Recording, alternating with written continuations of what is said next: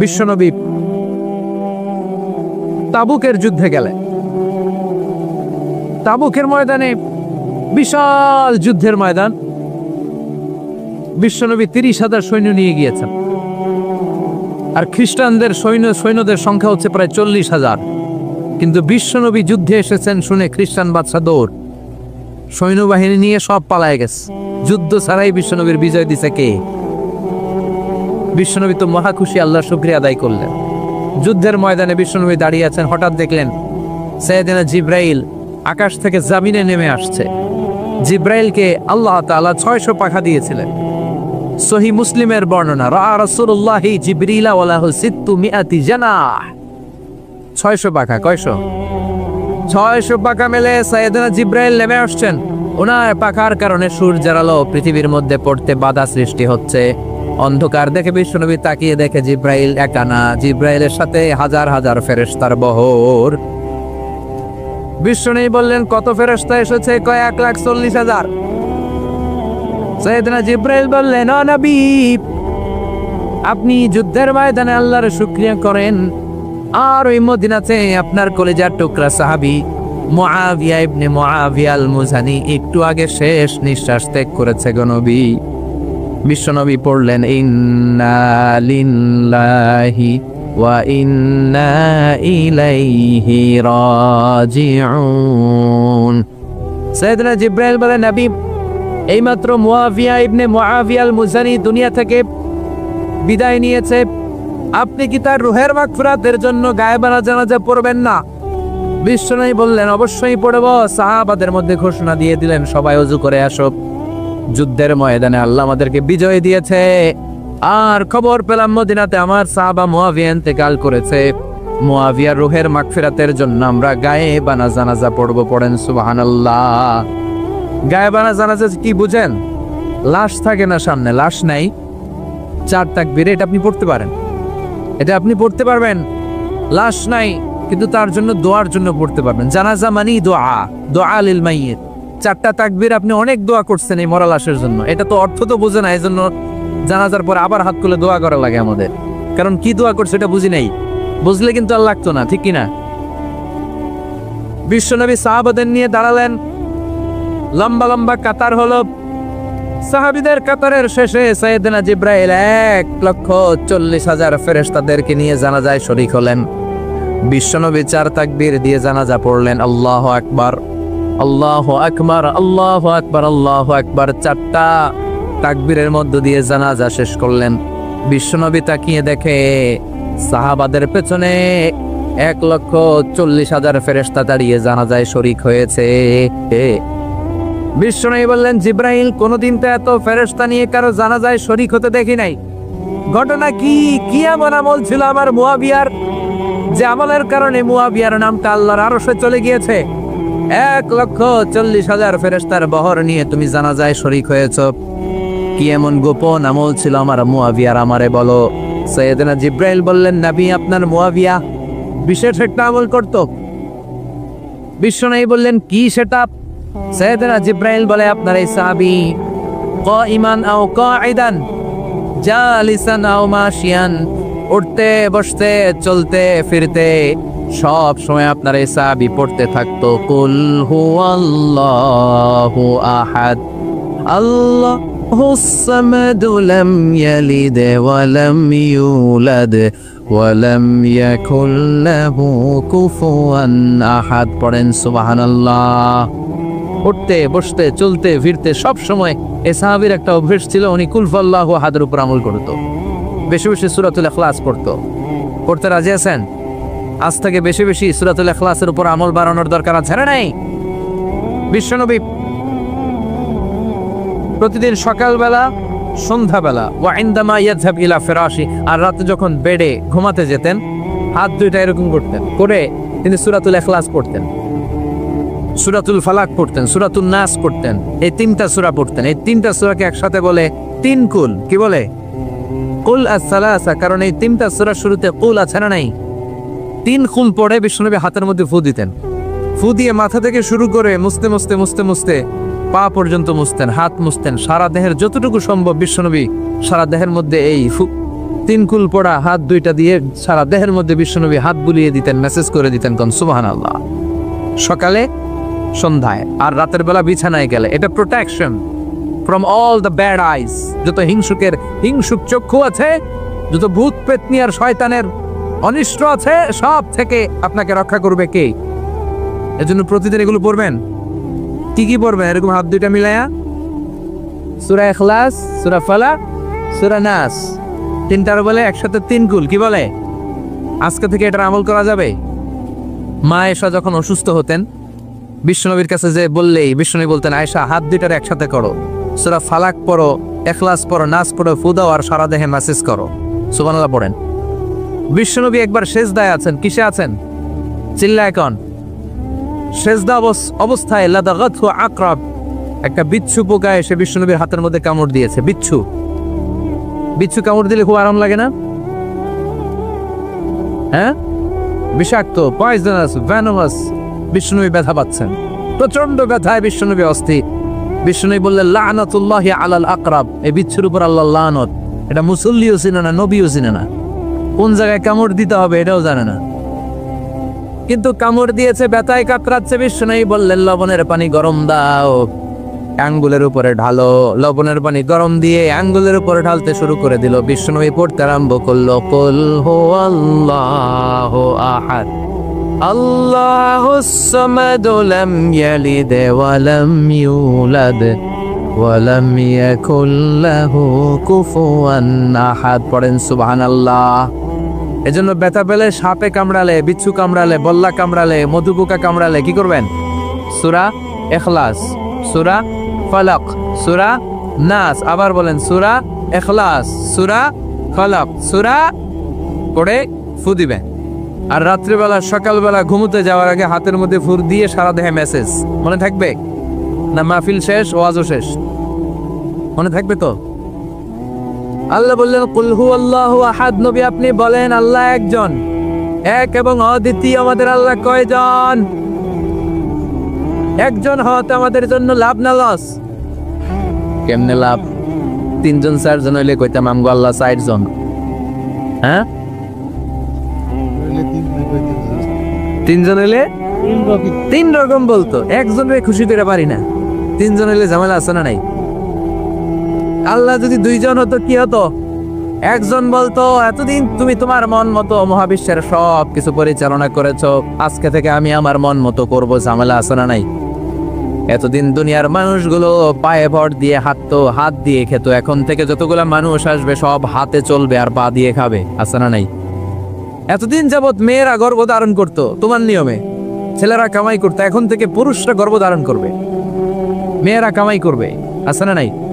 এতদিন তুমি পূর্ব দিক থেকে সূর্য উঠিয়েছো, পশ্চিম দিকে অস্ত দিয়েছো, কালকে থেকে আমার নিয়মে পশ্চিম দিক থেকে সূর্য উঠাবো আমি, পূর্ব দিকে অস্ত যাবে। কিলাকিলি আছে না নাই?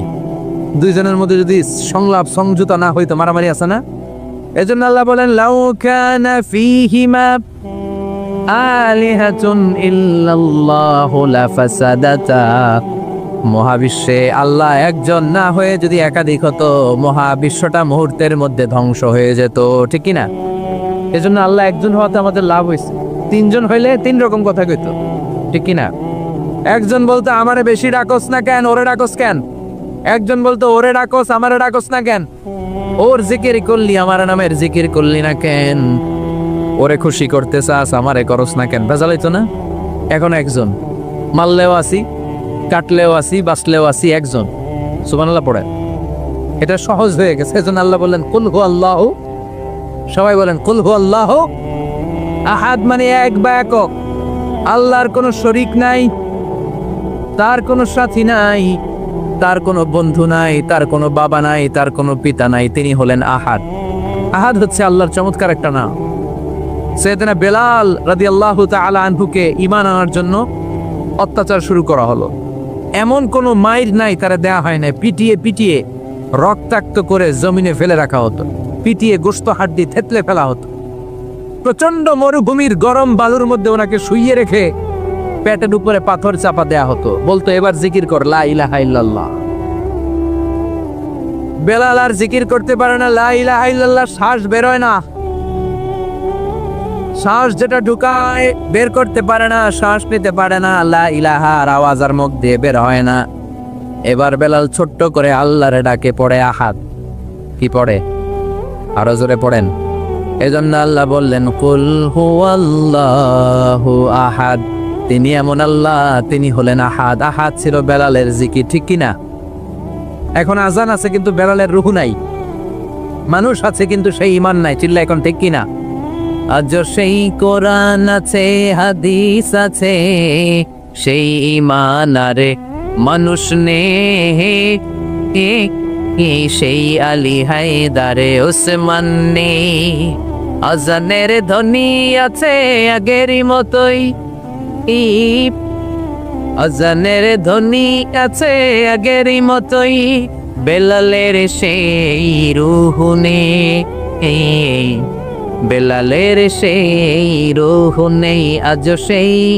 আজ সেই কোরআন আছে, হাদিস আছে, সেই ঈমান আর মানুষ নেই, সেই আলী হায়দারে ওসমান নেই। ফলসফা আছে আগেরই মতোই,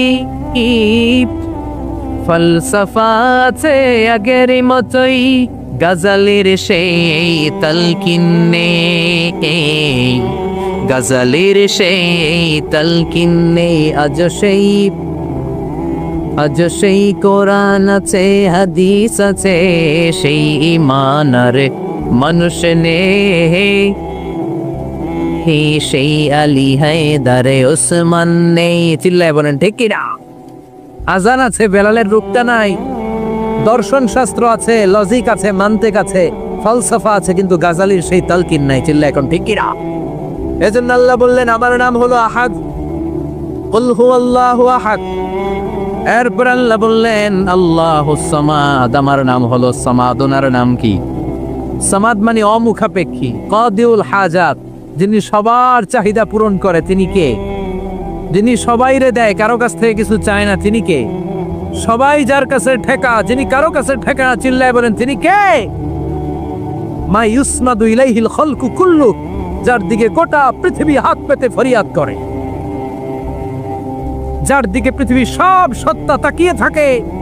তিনি রহমতের বারিধারা নাজিল করলে, তিনি রিজিক দিলে আমাদের বেঁচে থাকা সম্ভব। তিনি ছাড়া কেউ আমাদের রিজিকের যোগান দিতে পারে। তার নাম সামাদ। চিল্লায় বলেন তার নাম কি? আল্লাহ ডেকে বলে গোলাম লাউ আন্না আউওয়ালাকুম ওয়া আখিরাকুম ওয়া ইনসাকুম ওয়া জিন্নাকুম, তোমাদের শুরু থেকে শেষ পর্যন্ত, আদম থেকে শেষ পর্যন্ত যত লক্ষ কোটি মানুষ দুনিয়ায় আসবে, সবগুলো মানুষ বিশাল এক মরু প্রান্তরে দাঁড়িয়ে যদি আমি আল্লাহর কাছে চাইতে শুরু করে দাও, সবাই যদি আল্লাহর কাছে মনের সব চাওয়াগুলো বলে, আল্লাহ আমারে বাড়ি দাও, আমারে গাড়ি দাও, নারী দাও, এটা দাও, ওটা দাও, আমারে সব দাও, আল্লাহ সবাইকে সব যদি দান করে দেয়, আল্লাহর ক্ষমতার 1 ইঞ্চিও কমবে না, আল্লাহর ধনভাণ্ডারের 1 ইঞ্চিও ঘাটতি হবে না। সুবহানাল্লাহ পড়ে। এজন্য কেউ যেটা পারে না, পারে কে? আমাদের যা দরকার আল্লাহ যদি সবাইরে সব দিয়ে দেয়, ওনার ভান্ডারের কিছু কমতি হবে? এজন্য ওনার নাম সামাদ। সবাই ওনার কাছে হাত পাতে। উনি হাত পাতে কার কাছে? কথা কন। সবাই ওনার কাছে ঠেকা, উনি ঠেকা কার কাছে? এজন্য আল্লাহ বললেন কুল হুয়াল্লাহু আহাদ, আল্লাহুস সামাদ, লাম ইয়ালিদ ওয়া লাম ইউলাদ ওয়া লাম ইয়াকুল লাহু কুফুয়ান আহাদ। লাম ইয়ালিদ ওয়া লাম ইউলাদ, তিনি জন্ম দেয়ও নাই, জন্ম নেয়ও নাই। সুবহানাল্লাহ পড়েন। আমার বাবা আছে না? আপনার বাবা আছে না? আল্লাহর বাবা আছে? সুবহানাল্লাহ পড়ে। আমাদের ছেলে মেয়ে হয় না? আমাদের কারো ছেলে হয়, কারো মেয়ে হয়। আল্লাহর ছেলে মেয়ে আছে? কথা কন। মক্কার মুশরিকরা বলতো আল মালাইকাতু বানাতুল্লাহ, ফেরেশতারা আল্লাহর মাইয়া। কি কইতো? ফেরেশতারা আল্লাহর মেয়ে। আর বলতো সাইয়েদনা উযার আলাইহিস সালাম আল্লাহর ছেলে, সাইয়েদনা ঈসা আলাইহিস সালাম আল্লাহর ছেলে, ফেরেশতারা হলো আল্লাহর মেয়ে। আল্লাহ বলে ভুল বললি, লাম ইয়ালিদ ওয়া লাম ইউলাদ। সুবহানাল্লাহ। তার কোনো নসবনামা নাই, আমাদের নসবনামা আছে। আমার নাম মিজান, বাবার নাম আলী আহমদ, দাদার নাম জাইনুল আবেদিন, তার বাবা মাকরাম, তার বাবা অমুক সমুক। আছে না নাই? আপনার নাম কি? সৈয়দ আবু। আপনার আব্বার নাম কি? তার বাবার নাম আসাদ আলী। ওনার বাবার নাম? আপনার আব্বার নাম? হ্যাঁ, মমতাজ উদ্দিন। বাবার নাম? কেরামত আলী দাদার নাম খায়া হলাইছে, মনে থাকে না আমাদের। বিশ্বনবীর বাবার নাম আব্দুল্লাহ, তার বাবার নাম আব্দুল মুত্তালিব, ওনার বাবার নাম হাশিম, ওনার বাবার নাম কিলাব, মুররা, গালেব, ফের, এভাবে যেতে যেতে আদনান, যেতে যেতে ইসমাইল, যেতে যেতে ইব্রাহিম আলাইহিস সালাম, যেতে যেতে শীস, যেতে যেতে আদম আলাইহিস সালাম। এটা বিশ্বনবীর নসবনামা, ঠিক কি না? আমাদের নসবনামা থাকে, আমাদের বংশ পরিক্রমা থাকে। আমার নাম অমুক, বাপের নাম অমুক, দাদার নাম অমুক। তো আল্লাহর নাম আল্লাহ, আল্লাহর বাপের নাম কি? আল্লাহর দাদার নাম আছে? আছে। এজন্য আল্লাহ বললেন লাম ইয়ালিদ ওয়া লাম ইউলাদ ওয়া লাম ইয়াকুল লাহু কুফুয়ান আহাদ। আল্লাহু আকবার। ওয়া লাম ইয়াকুল লাহু কুফুয়ান আহাদ, মহাবিশ্বে তার মতো কেউ নাই, তিনি তার মতো। লাইসা কামিসলিহি শাই, কেউ তার মতো নয়, তিনি তার মতো। সুবহানাল্লাহ। তার মতো ক্ষমতায়, তার মতো শক্তিতে, কুদরতে মহাবিশ্বে দ্বিতীয় কোনো সত্তা আছে? সৌন্দর্যে আল্লাহর চেয়ে সুন্দর কেউ আছে? কথা কন। দুনিয়া সুন্দর, মানুষ সুন্দর, আসমান সুন্দর, জমিন সুন্দর, সুন্দরে সুন্দরে পাল্লা। জানি না কত সুন্দর তুমি আল্লাহ, জানি না কত সুন্দর তুমি আল্লাহ। পড়ে দুনিয়া সুন্দর, মানুষ সুন্দর, আসমান সুন্দর, জমিন সুন্দর, সুন্দরে সুন্দরে পাল্লা। জানি না কত সুন্দর তুমি আল্লাহ, জানি না কত সুন্দর তুমি আল্লাহ। সুবহানাল্লাহ পড়েন। ইন্নাল্লাহা জামিল ইউহিব্বুল জামাল। আল্লাহ নিজে সুন্দর, আল্লাহ সৌন্দর্যকে পছন্দ করেন। মহাবিশ্বে তার সমকক্ষ কেউ নাই, তার মতো সুন্দর কেউ নাই, ঠিক কিনা? জান্নাতে যারা ঢুকবে in the day of judgment, কিয়ামতের দিন জান্নাতীরা আল্লাহকে দেখতে পাবে। ইন্নাকুম সাতারাউনা রাব্বাকুম আয়ানান কামা তারাউনা হাদাল কমার। বিষ্ণু বলেন এই যে জলজলে চন্দ্রটা তোমরা যেমনি দেখতে পাও, কিয়ামতের কঠিন ময়দানে বিচার শেষে যারা জান্নাতে যাওয়ার সুযোগ পাবা, তারা চাঁদটা যেমনি দেখো দু চোখ দিয়ে আল্লাহর সেদিন তেমনি দেখতে পাবা। জান্নাতীদেরকে নাজ নেয়ামত সব দেওয়ার পরে আল্লাহ বলবেন, ও জান্নাতীরা, কোরআনে হাদিসে নবীর কাছে আলেমদের মুখে যত নাজ নেয়ামতের কথা শুনেছো সব পাইছো না? সবাই বলবে আল্লাহ পেয়েছি, অনেক মौज मस्ती করেছি, জান্নাতকে মজা লেলো, জান্নাত তোমারই হ্যায়। সব পাইছি আল্লাহ সব। এক জান্নাতে হাত তুলে বলবে আল্লাহ একটা পাই নাই। কি বাস নাই? কে আপনারাই তো পাই নাই। সুবহানাল্লাহ কবেন না? আল্লাহ আপনারে পাই নাই। তখন আল্লাহ তাআলা নিজের গোপন সৌন্দর্যকে সেদিন জান্নাতীদের কাছে প্রকাশ করে দিবে। বিশাল এক কনফারেন্স রুমে জান্নাতের ভেতরে লক্ষ লক্ষ নবীদেরকে নিয়ে বসবেন। সবার সামনে থাকবে বিশ্বনবী সিংহাসন। সুবহানাল্লাহ পড়া। তারপর অন্যান্য নবীরা, আল্লাহর ওলিরা, শাহিদরা, সালেহিনরা, মুমিন বান্দারা, আপনারা সবাই থাকবেন ওই দিন ইনশাআল্লাহ। কোন ইনশাআল্লাহ। আল্লাহ তার নিজের সৌন্দর্য প্রকাশ করবেন জান্নাতীদের সামনে। লক্ষ লক্ষ কোটি কোটি জান্নাতীরা বসে থাকবে, আল্লাহ দেখাবে ওনার সৌন্দর্য। 70,000 নূরের পর্দার কথা আমরা বলি, বর্ণনাটা দাঈফ। আসলে যে কত পর্দা আল্লাহই ভালো জানে। আমরা বলে থাকি 70,000। এই পর্দার অন্তরাল থেকে আল্লাহ তাআলা নূরের ঝলকানি একটু জান্নাতীদের দেখিয়ে দিবেন। উজুহু ইয়াউমা ইযিন নাযিরা ইলা রাব্বিহা নাযিরা। জান্নাতীরা পাগল হয়ে থাকবে আল্লাহর দেখার জন্য। আল্লাহ এক সেকেন্ডের ক্ষুদ্র ভাগ, এক মাইক্রোসেকেন্ড, এক মাইক্রোসেকেন্ডের 1000 ভাগ করলে এক ন্যানো সেকেন্ড, এক ন্যানো সেকেন্ডের জন্য আল্লাহ নূরের ঝলকটা জান্নাতীদের দেখিয়ে দিবেন। আল্লাহ এক সেকেন্ডেরও কম সময় দেখাবেন। দেখিয়েই নাই, কিন্তু এক সেকেন্ডের জন্য কি যে এক ঝলক দেখলো, জান্নাতীরা এরকম তাকায় থাকবে। এক তাকানোতে লক্ষ বছর, কোটি বছর চলে যাবে, সামনে কিন্তু আল্লাহর নূর নাই। ওই যে এক সেকেন্ড দেখাইছিল, পাগলের মতো তাকিয়েই থাকবে। লক্ষ কোটি বছর গুজরিয়ে যাবে। সুবহানাল্লাহ পড়ে। এজন্য সে আল্লাহ বললেন, কুল হুয়াল্লাহু আহাদু আল্লাহুস সামাদু লাম ইয়ালিদ ওয়া লাম ইউলাদ ওয়া লাম ইয়াকুল লাহু কুফুয়ান আহাদ। কুল হুয়াল্লাহু আহাদ। ও নবী, আপনি বলেন আমি এক, আমি অদ্বিতীয়, আমার শরীক নাই। আল্লাহ নামটা এত মজার নাম। দেখেন হাজার হাজার বছর ধরে এই মহাবিশ্বে যত আল্লাহর প্রিয় বান্দারা একটা নামের জিকির করে, নামটা কি? কি নাম? আল্লাহরে প্রাণ থেকে, হৃদয় থেকে একটা ডাক দেন, চিল্লায় পড়েন আল্লাহ। হৃদয় থেকে আল্লাহরে ডাকেন, পড়েন ইয়া আল্লাহ। 1000 বছর ডাকলেও পুরান লাগবে না, পুরাতন মনে হয় না। প্রতিদিনই নিত্য নৈমিত্তিক নাম তারে নতুন মনে হয়, ঠিক কিনা? এই জন্য আল্লাহ বললেন হুয়াল আউয়ালু ওয়াল আখিরু ওয়াজ যাহিরু ওয়াল বাতিন ওয়া হুয়া বিকুল্লি শাইইন আলিম। প্রথমেও আমি, শেষেও আমি, গোপনেও আমি, প্রকাশ্যেও আমি, ঠিক কিনা? প্রথমে আল্লাহ আল্লাহ, শেষেও আল্লাহ আল্লাহ, আকাশে আল্লাহ আল্লাহ, জমিনে আল্লাহ আল্লাহ। পড়েন, প্রথমে আল্লাহ আল্লাহ, শেষেও আল্লাহ আল্লাহ, আকাশে আল্লাহ আল্লাহ, জমিনে আল্লাহ আল্লাহ। নিখিল জাহান গায়ে গুণগান তারে নামে গায়, আমরাও গাহি তাআলা হামদে বারি তাআলা, হামদে বারি তাআলা, হামদে বারি তাআলা। সুবহানাল্লাহ পড়েন। তিনি প্রথম, তিনি শেষ, তিনি প্রকাশ্য, তিনি গোপন। এজন্য চাইতে হবে কার কাছে? ওনার নামটা কত সুন্দর দেখেন, আলিফ লাম লাম হা, আল্লাহ। এটার কোন স্ত্রী বচন হয় না, এটার দ্বিবচন হয় না, এটার বহু বচন হয় না। ভগবানের ভগবতী আছে না নাই? ঈশ্বরের ঈশ্বরী, গডের গডেস। কিন্তু আল্লাহর নামের কোনো পরিবর্তন হয়? কি মজার নাম! বিপদে বললেই আমরা জপি। বিপদ যত বেশি হয় আল্লাহর নামের জিকির তত বেশি। আবার বিপদ যখন চলে যায় আল্লাহর নামের জিকিরও বন্ধ হয়ে যায়। এরকম ডাকাত আছে না নাই? ফাইদা রাকিবু ফিল ফুলকি দাআবুল্লাহ মুখলিসিনা লাহুদ্দিন ফালাম্মা নাজ্জাহুম ইলাল বাররি ইদাহুম ইশরিকুন। আল্লাহ বলেন আমার কিছু বান্দা আছে যেগুলো বিপদে পড়লে আমার নামের জিকির করে, বিপদ চলে যায় আমি আল্লাহরে গালি মারে। এরকম ডাকাত আছে না নাই? ভূমিকম্প, আল্লাহ বাঁচাও, ভূমিকম্প নাই, দুম্বা চলে দম, আছে না নাই? তুফানের মধ্যে পড়লে বলে আল্লাহ আমারে বাঁচাও। বজ্রপাতের মাঝখানে পড়লে আল্লাহর ডাকে, আল্লাহ তুমি আমারে বাঁচাও। বজ্রপাত নাই, আল্লাহও নাই। এরকম ডাকাইতে আছে না নাই? এটা হচ্ছে মুনাফিকদের কারবার। মুমিনরা সবসময় জিকির করে একজনের, তিনি কে?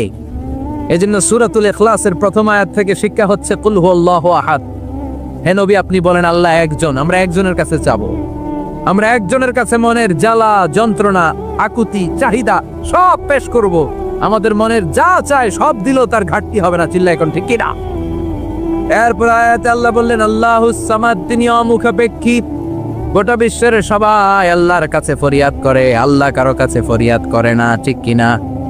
এরপর আল্লাহ বললেন লাম ইয়ালিদ ওয়া লাম ইউলাদ, তিনি কাউরে জন্ম দেন নাই, জন্ম নেন নাই। সুবহানাল্লাহ পড়েন। ওয়া লাম ইয়াকুল লাহু কুফুয়ান আহাদ, তার মতো কেউ নাই।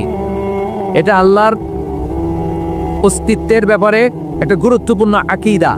খেয়াল রাখবেন, আল্লাহর মতো কেউ হয় না, তিনি তার মতো।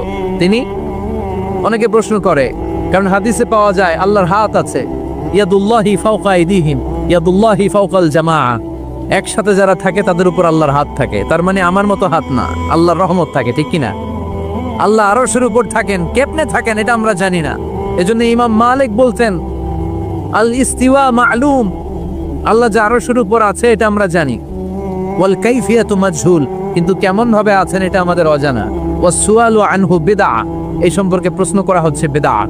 এজন্য তাফাক্কুর ফি খালকিল্লাহ ওয়ালা তাফাক্কুর ফিল্লাহ, আল্লাহর সৃষ্টি নিয়ে গবেষণা করো, আল্লাহর নিয়ে গবেষণা করো না। আল্লাহর নিয়ে গবেষণা করতে গেলে তোমার মাথার তারগুলোকে ছিঁড়ে ফেলবে কে? ছিঁড়ে যাবে। তিনি হচ্ছেন আনলিমিটেড, অসীম। অসীম কি নিয়ে যদি সসীম গবেষণা করে ঝামেলা আছে না নাই?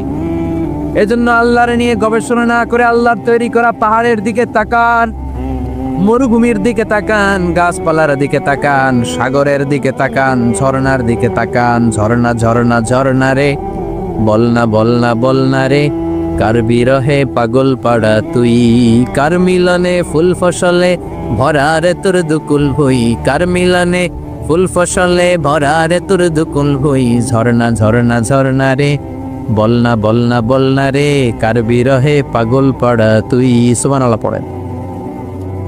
ঝিনুকের ভেতর লুকিয়ে থাকে যেমন মতি, ঝিনুকের ভেতর লুকিয়ে থাকে যেমন মতি, কালমা শাহাদাতে আছে আল্লাহর জ্যোতি কালমা শাহাদাতে আছে, আল্লাহর জ্যোতি। পড়েন পড়েন। ঝিনুকের ভেতর লুকিয়ে থাকে যেমন মতি, ঝিনুকের ভেতর লুকিয়ে থাকে যেমন মতি, কালমা শাহাদাতে আছে, আল্লাহর জ্যোতি কালমা শাহাদাতে আছে, আল্লাহর জ্যোতি। সুবহানাল্লাহ পড়ে।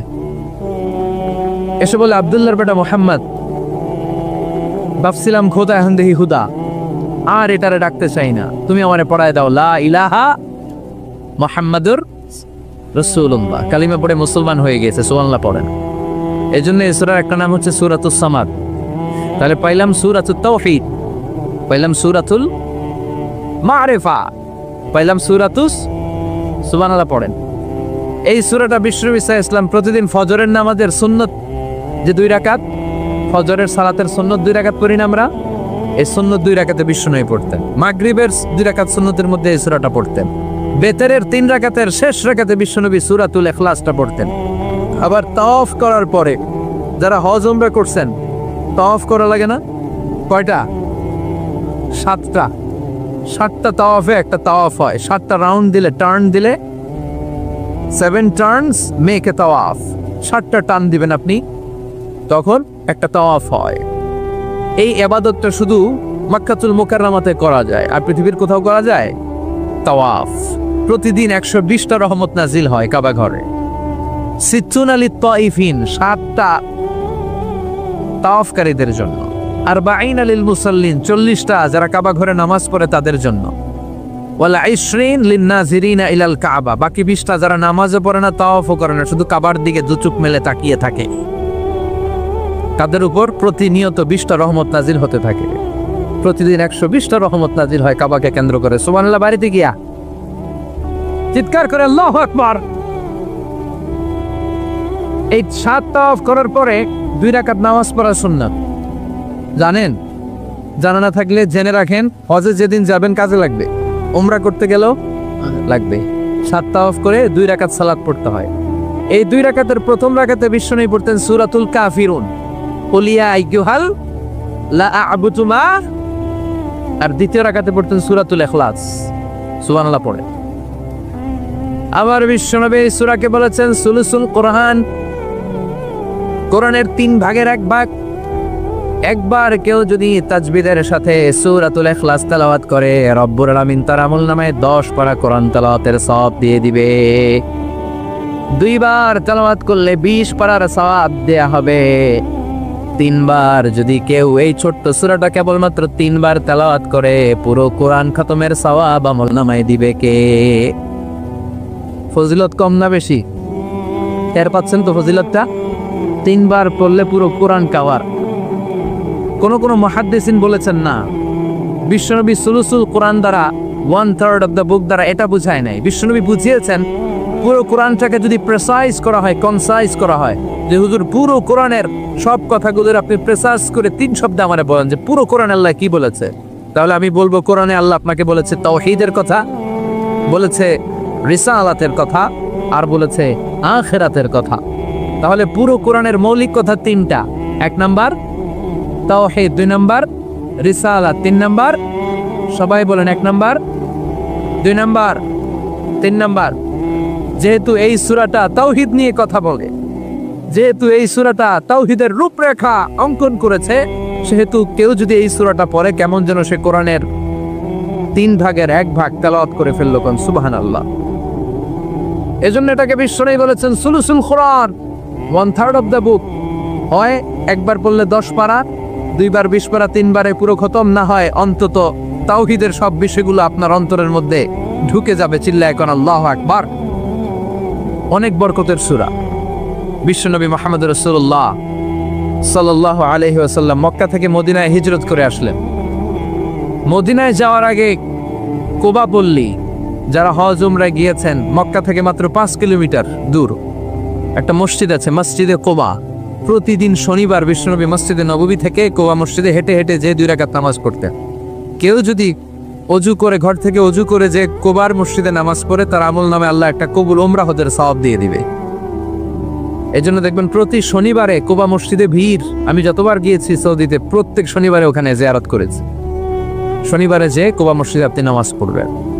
এই কুবা মসজিদ তৈরি করে বিশ্বনবী চলে আসলেন মদিনাতুল মুনাওয়ারাতে। এসে তিনি জায়গা চুজ করলেন, কোথায় হবে আমার মসজিদ, লোকেশন চুজ করলেন। বিশ্বনবী লোকেশন চুজ করতে পারতেন খুব ভালো। খুঁজে খুঁজে এমন একটা জায়গা তিনি বাছাই করলেন, সেন্টার অফ দ্য সিটি, এটা শহরের একেবারে মাঝখানের জায়গা। বিশ্বনবী বললেন এই জায়গা আমার লাগবে। সুবহানাল্লাহ কইবেন না? কি জ্ঞান, কি বুদ্ধিমত্তা, কি ফিলোসফি ছিল বিশ্বনবীর। সব জায়গায় বিশ্বনবীর এই অভাবনীয় বুদ্ধিমত্তা। বিশ্বনবী যখন কোনো যুদ্ধে যেতেন, যুদ্ধ ডান দিকে, যুদ্ধ কোন দিকে, কিন্তু সেনাপতি নিয়ে বের হইতেন বাম দিকে, বের হইতেন বাম দিক দিয়ে, গুইরা টুইরাও দিয়ে যাইতেন। সুবহানাল্লাহ কইবেন না? যাতে কেউ কল্পনাই করতে না পারে কোথায় অ্যাটাক করবে উনি। এটা হচ্ছে সেনাপতির যুদ্ধ কৌশল। বিশ্বনবীর যুদ্ধ যদি হতো বাম দিকে, উনি বের হইতেন ওইদিকে। বিশ্বনবীর যুদ্ধ হলো সামনে, মদিনা থেকে তিনি পিছনের রাস্তা দিয়ে অনেক দূরে চলে যেতেন, সেখান থেকে মরুভূমির পথ পাড়ি দিয়ে তারপর যুদ্ধের ময়দানে যেতেন। বুদ্ধিমত্তা, intellectual power. He was a very good mediator ever in the world. পৃথিবীর সবচাইতে বেশি কূটনৈতিক বুদ্ধি সম্পন্ন মানুষ করে আল্লাহ তাআলা বিশ্বনবীকে বানিয়েছেন। ওয়াজ এ ভেরি গুড মিডিয়েটর।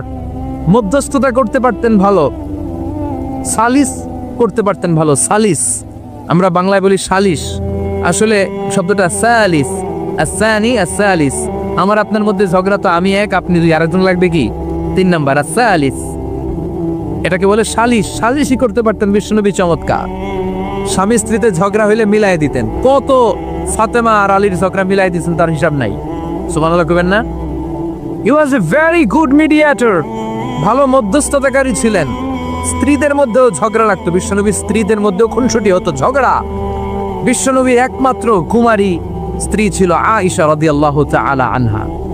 ওনার বাড়িতে বিশ্বনবীর আরেক স্ত্রী, খুব সম্ভবত হাফসা বা সফিয়া, কোনো বর্ণনা এসেছে পায়েস, কোথাও এসেছে ঝোলওয়ালা তরকারি হাদিয়া নিয়ে আসছে, যে এটা আপনারা দিলাম। মা এসা তরকারি দেখে রেগে গেলেন, আমার ঘরে তরকারি দিছো কেন, আমি রাঁধতে পারি না? আমি নিজ হাতে রান্না করে বিশ্বনবীরে খাওয়াবো।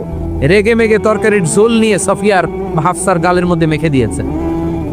হাফসা যে বিশ্বনবীর কাছে বলি, ইয়া রাসূলুল্লাহ, কুমারী বউ তো আদর করছেন বেশি, লাই দিয়া কই তুলছেন দেখেন।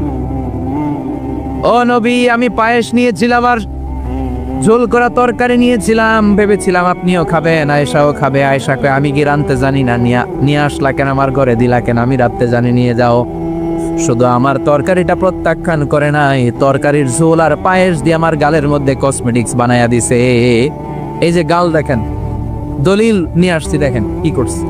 বিশ্বনবীর পদ্ধতি ছিল, বিচার কেউ দিলেই he never take any action, he never react anymore. কখনো উনি অ্যাকশনে যেতেন না, উনি দুই পক্ষের কথা শুনতেন। সুবহানাল্লাহ পড়েন। আর আমাদের বিচার করতে গেলে একজনের কথা শুনে আরেকজনরে বাস আসলে নাই। বললেন আয়েশারে ডাকো, আয়েশা এমন করেছো? করেছি। কেন করেছো?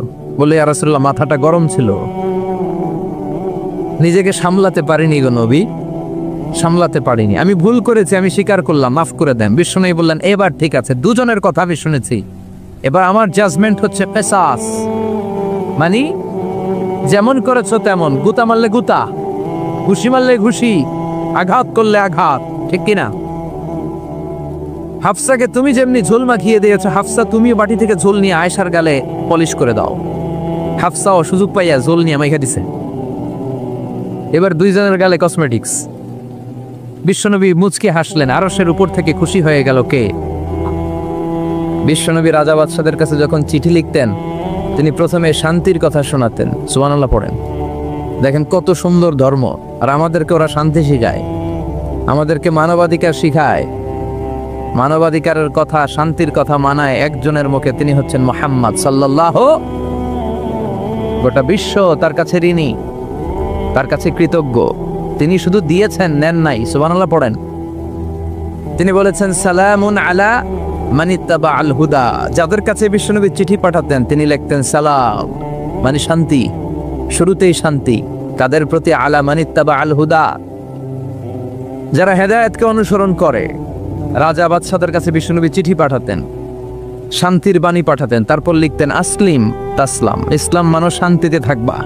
কিন্তু এই ইসলামের কথাকে, এই শান্তির বাণীকে অনেকে সহ্য হয় না, আসরা নাই? এদেশও এরকম উল্লুক্কা পাঠা আসরা নাই? এরা ইসলামের প্রচার আর প্রসারকে নাম দিয়েছে মোল্লাতন্ত্র।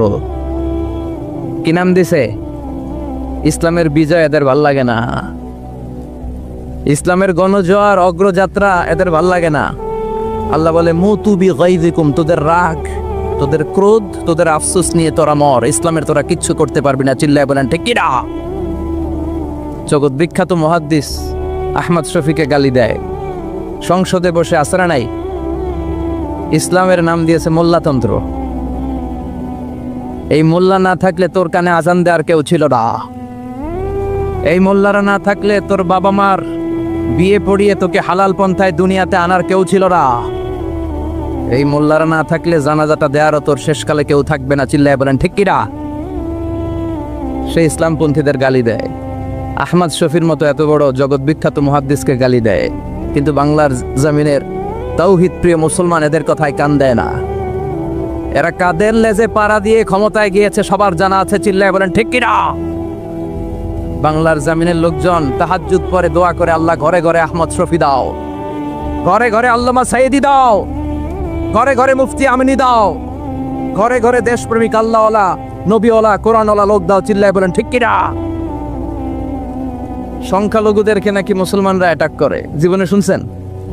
কোন দাড়িওয়ালা টুপিওয়ালা আলিয়া মাদ্রাসার ছাত্র, কওমি মাদ্রাসার ছাত্র, কোন ইসলামী আন্দোলনের কর্মী, এটা জামাতি বলেন, হেফাজতি বলেন, আহলে হাদিস বলেন, কওমি বলেন, আলিয়া বলেন, মন্দির ভাঙ্গা, মূর্তি ভাঙ্গার সাথে ইসলামের পক্ষের শক্তির কোনো সম্পর্ক নাই। চিল্লায় বলেন ঠিক কিনা?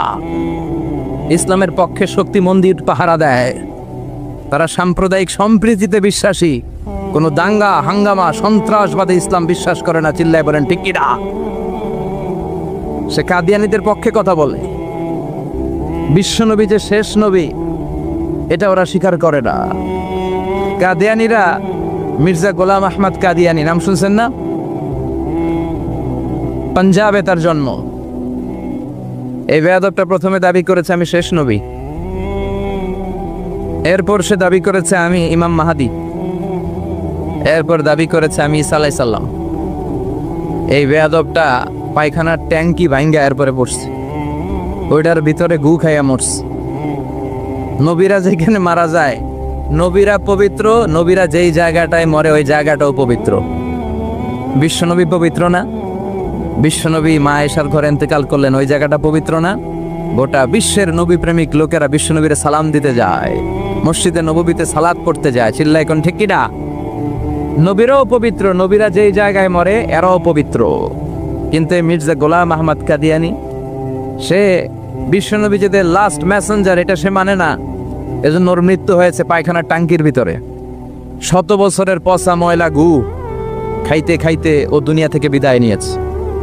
মেথর আনা হয়েছে ওকে উঠানোর জন্য, উঠায় উঠায় উঠায় ফেলবে, ধরবে আবার থপাস করে পড়ে। আল্লাহকে জনমের গু খা। ওই কাদিয়ানীদের পক্ষ নিচে এই বেয়াদবটা। চিল্লায় এখন ঠিক কিনা? কাদিয়ানীরা এদেশের জনগণ, এদেশেই থাকবে, তবে ওরা ওদের পরিচয় আইডেন্টি ক্রাইসিস নিয়ে থাকতে পারবে না। ওরা হয় বিশ্বনবীকে শেষ নবী হিসেবে মেনে মুসলমান হিসেবে থাকবে, আর বিশ্বনবীকে যদি লাস্ট মেসেঞ্জার হিসেবে না মানে ওরা কোন ধর্মের লোক সেটাও প্রকাশ করে দিতে হবে। চিল্লায় বলেন ঠিক কিনা? আপনার ইসলাম সহ্য হয় না, আপনার আলেম ওলামার সহ্য হয় না, আপনার কাদিয়ানীদেরকে সহ্য হয়, এটাই প্রমাণ করে আপনি কাদিয়ানীদের দালাল। এই বাংলার জমিন এটা ইসলাম প্রিয়দের জমিন, যে জমিনে আল্লাহু আকবার ধ্বনির সাথে সূর্য উঠে যায়, আল্লাহু আকবার ধ্বনির সাথে সূর্য ডুবে যায়, সে দেশে আর কিছু থাকবে না থাক ইসলাম থাকবেই, আর কিছু থাকবে না থাক কোরআন থাকবেই। এদেরকে প্রশ্রয় দিলে এরা বলে মসজিদ বন্ধ করো, মাদ্রাসা বন্ধ করো, কয়দিন পরে বলবে আজান বন্ধ করো, এরপরে আবদার তুলবে দাড়ি রাখা বন্ধ করো, তারপরে বলবে মুসলমানদের নাম রাখা বন্ধ করে দাও।